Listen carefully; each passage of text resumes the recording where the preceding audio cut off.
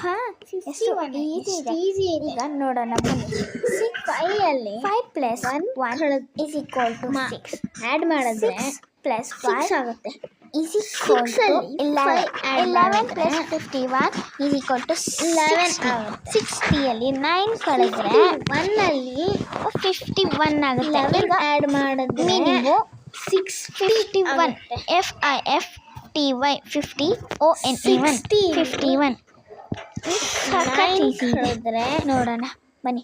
Next 51 ಹೆಂಗ್ ಆಗುತ್ತೆ. ಮಾಡ್ತಾರೆ ಹಂಗಂದ್ರೆ ಸ್ಪೆಲ್ಲಿಂಗು ನೋಡಿ. FIF ಏನು ಈಸಿ ಅಂದರೆ TY 50 ಸಖತ್ತು ಈಸಿ ಇದೆ. ನೀವು ಎಲ್ಲರಿಗೂ ನೆನೆಸೋಗುತ್ತೆ, ಆದರೆ ಒಬ್ಬರಿಗೆ ಮಾತ್ರ ಗೊತ್ತು.